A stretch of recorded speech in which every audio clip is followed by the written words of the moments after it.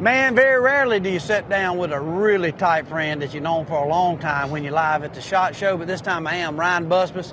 He's now working with Barnett. Look, wherever this guy's working, there's butt being kicked, man. Just a great guy. He's teamed up with the Buck Commander guys, which are just a bunch of grown 12-year-old goofballs. And if you don't believe me, tune in to Outdoor Channel, download MOTV, and you're going to have a better understanding of what Ryan deals with every day. Even though he's one of the hunters and personalities, he's the most mature that has an IQ, Keep going. Keep going. I love it. Obviously, he's the most handsome one. Sometimes it's to Aldine and Luke Bryan. Exactly. He didn't even pay me for this. I mean, if he does end up paying me, I don't care. I got you. Because I need money. Because, dude, listen to this. I got a guess. You see this little guess reel tree? I've never seen that, Michael. That's classic right there. I picked it up at a P. Diddy estate sale. He was going out a bit, and I was like, man, you can't pass on that. I think it must be the baby oil. Anyway, got off subject. We're going to talk now about crossbows and the Buck Commander crew, man. But Ryan, dude, we got a lot of history, man. We go way back. I'm telling you, it flies, though, man. It does. You really think about it. We had run into each other a couple of weeks ago, and it's just this industry has changed, but what we do really hasn't changed. No, I mean, everybody still loves to hunt. Everybody still likes to get out there. You know, my son played something recently. It was a voiceover that you did talking about video games, and you don't really remember those moments of winning whatever they're playing, these roadblocks or whatever it is, roadblocks. But you go shoot a deer, you go shoot a squirrel, you go hear a turkey. I mean, you remember that stuff. It's so crazy. Like even just you and I and your dad, Bill, Matt. I mean, we've had a chance to do business together before and had success, but overall, man, I don't even think about the success that we had on some products as near as much as those times hunting with your brother Matt. It's a funny story. It's in the industry now. Me and Matt was buddies, and Ryan, and we went turkey hunting together. And I told Matt the whole time. I told Ryan's brother, I said, "Hey, I'm gonna shoot this turkey. If he comes in, I'm gonna shoot him out from under him." He said, "No, you ain't gonna do that, Waddy." I said, "Yeah, I am," and I did. And we have laughed about that and high fived. And he deserves it. He deserved it. He's a little brother, so he deserved it. So I was his other big brother through that time of his life. But man, the times we've had and the camps, and even now with the Buck Commander guys, how fun is that to hang with them dudes? It's good. It's good. You know, they to your point, it's interesting. Did I describe them right? Hey, they're very professional sometimes. Sometimes. But it's all about, like, it's deer camp. You know, they want to have a good time. They want to mess with each other. You got to watch your back. Like, bad with them guys. You don't know. Like they might put a freaking alarm when you open the door to a redneck to go hunt, and then it's in a siren. You got 2 days in Kansas, and then it ruins your hunt. But and you might almost fall out the stand getting in it. But they're a lot of fun, good guys. You know, they've changed a lot too. You know, they're a lot of Christian values and morals. They're really into. They've grown up some, but they still are very much who they are. Well, they're always describe it as like we always want to revert back to acting like the 12-year-old within us, but then we get grown men. We do get more spiritual and appreciative, but it's almost like you when you can be that, you got the maturity of a man and the understanding of the scars and the celebrations and the triumphs and the failures. And I feel like when I look at the Buck Commander guys, I mean, all of them, Jason, Luke, Willie, Tombo, I mean, Langerhand, all them guys, there's such a maturity. And now you got Tyler Farr in there. Oh, hey, he's changing it up. He's keeping it interesting, man. I'm telling you right now. He's a whole nother. And I got to go turkey hunting with him, and I stayed at his place. And now I understand him. I get him now. I get it. I've heard some things. Yeah. He is mad at turkeys. He's mad at he wants to shoot something always. Yeah. Always. He loves it, don't he, man? Oh man, he does. You know, and to your point about like the 12-year-old you, I don't know about you, but like when you get in those situations, when you're hunting, when you're in camp, having a good time, you're living. You know, you're off your phone, you're off your computer, whatever. But that inner monologue of me, I still sound the same as I did when I was 12. I'm still talking to myself the same and wanting to do the same. I don't know. It's just to your point. It puts you in that zone that you don't get to. You know, Monday to Friday. You know, it's 100%. And that's one thing too. Like when Outdoor Channel had talked about doing these mini little going live and talking, my wife always tells me, said, you and all your friends and 90% even these business executives, y'all nothing but man children that get serious at times. And I thought, man, that sums it up. To the point we even named a shirt, like our favorite selling shirt, we call it the Manchild because all of us men wear it. You know, it's just a.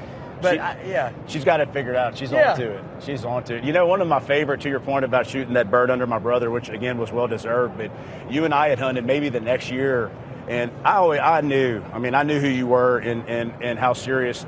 You know, with Tyler, he likes to shoot stuff, but clearly, I found out quick. Addicted. You know, like there's no faking it because we were hunting, and you had a bird so fired up.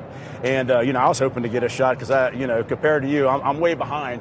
But we got to a point to where he wasn't moving. And you looked at us and you're like, guys, that turkey ain't coming. Y'all mind if I just crawl in there and go shoot him? And I can't say what exactly you said, but it was really well said. And we're like, heck yeah, go. And hey, I'm not kidding you. Within a few minutes, we heard the gunshot. You walked out with that bird, and I was like, this guy is mad at him or anybody else. Well, thank you, man. I do love it, man. And it's been absolutely amazing, just the friendships, you know, that you meet and seeing people. And now we're at a place to where we got a little older, and you see here at the SHOT Show in Vegas, everybody's having fun at night, going to dinners.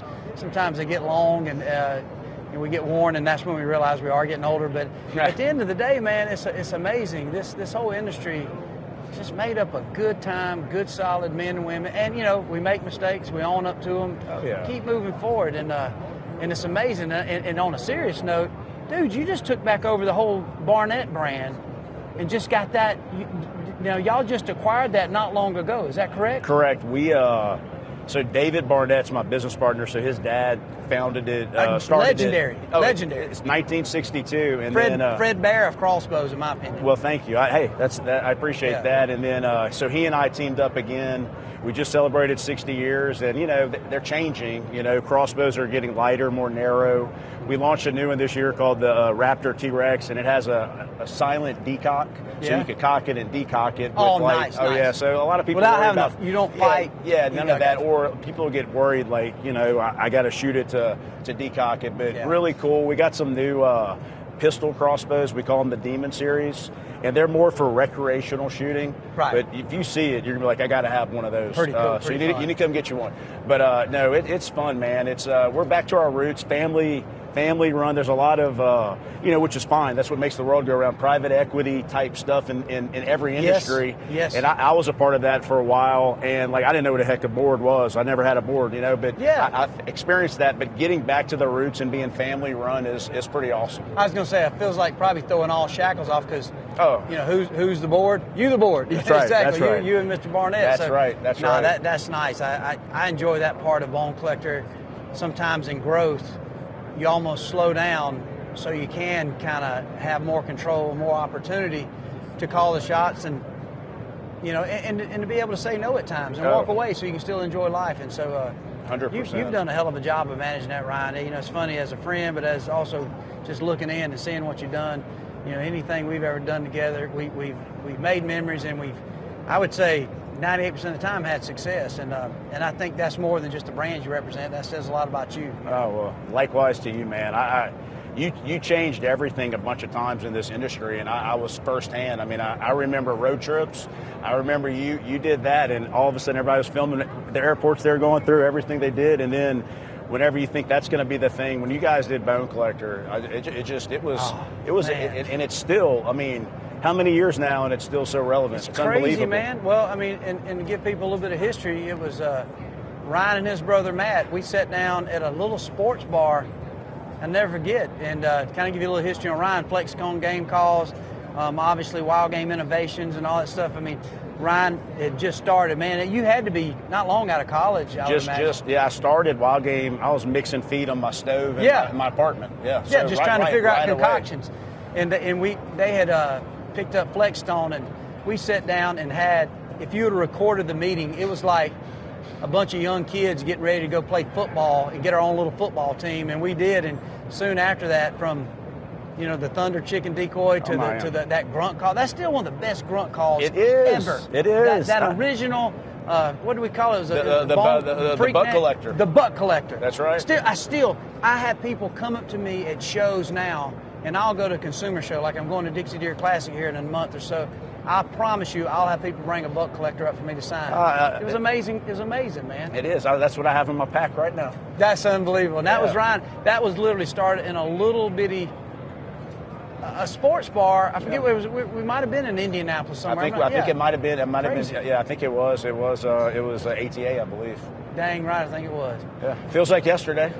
Ryan, tell your whole family I said hey. 100%, man. Get Matt in the headlock. Yep. And then hug your daddy for me too. And then hug Matt when you're done too. And your mom. Maybe. I'll do it, buddy. Exactly. You don't have no problem on the headlock, do you? No, I'll do it right now. Buddy, always good to see you. Love you, buddy. man. You too, buddy. Thank you.